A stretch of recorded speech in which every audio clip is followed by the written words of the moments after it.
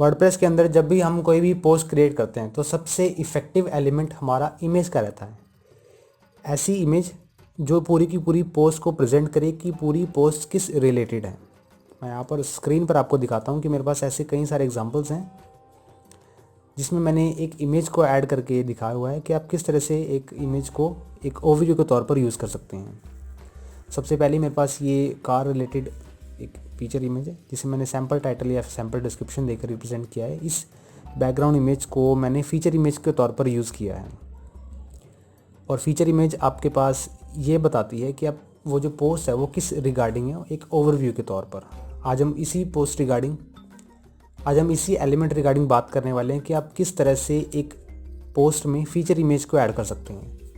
WordPress में जो feature image होती है उसके कुछ कंट्रोल्स नहीं होते कि हम उसे किस तरह से कैसे प्रेजेंट कर सकते हैं वर्डप्रेस में। ये सारा कंट्रोल वर्डप्रेस की थीम के अंडर रहता है, यानी कि हमारे हाथ में नहीं है कि हम उस थीम को किस तरह से, कि हम उस इमेज को किस तरह से विजिबल कर पाते हैं। ये हमारे पास थीम के अकॉर्डिंगली ऑलरेडी प्लान रहता है कि वो थीम उसे किस तरह से दिखाना चाहती है।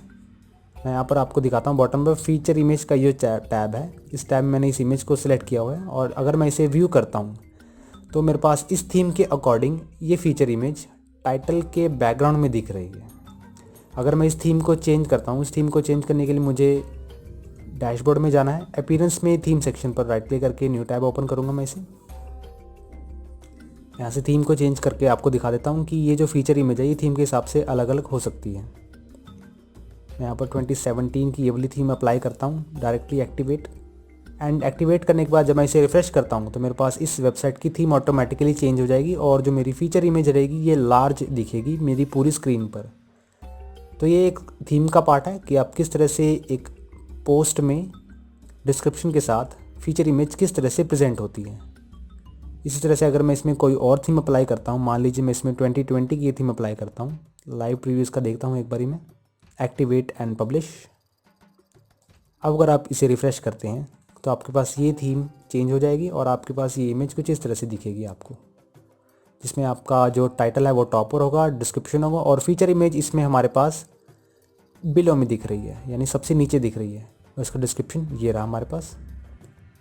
तो इस तरह से फीचर इमेज हमेशा थीम के द्वारा मेंटेन की जाती है। किसी भी फीचर इमेज को चेंज करने के लिए आपको फीचर इमेज सेक्शन में जाना है। आपके पास यहाँ पर ऐड न्यू फीचर इमेज का ऑप्शन होगा, अदरवाइज़ आप इसे रिप्लेस कीजिए या फिर उस पर्टिकुलर इमेज पर भी अगर आप क्लिक कर देंगे तो आप उसे चेंज कर सकते हैं।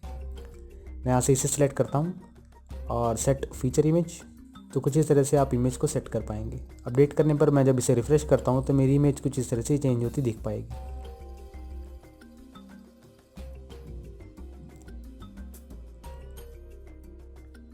अगर आप चाहते हैं कि आपके पास थर्ड पार्टी की इमेज इसमें ऐड ऑन हो, इस फीचर इमेज में कोई थर्ड पार्टी इमेज आप ऐड करना चाहते हैं, तो उसके लिए आपको क्या करना है, पोस्ट के अंदर जाके इमेज पर सिलेक्ट करना है और अपलोड फाइल्स पर क्लिक करना है।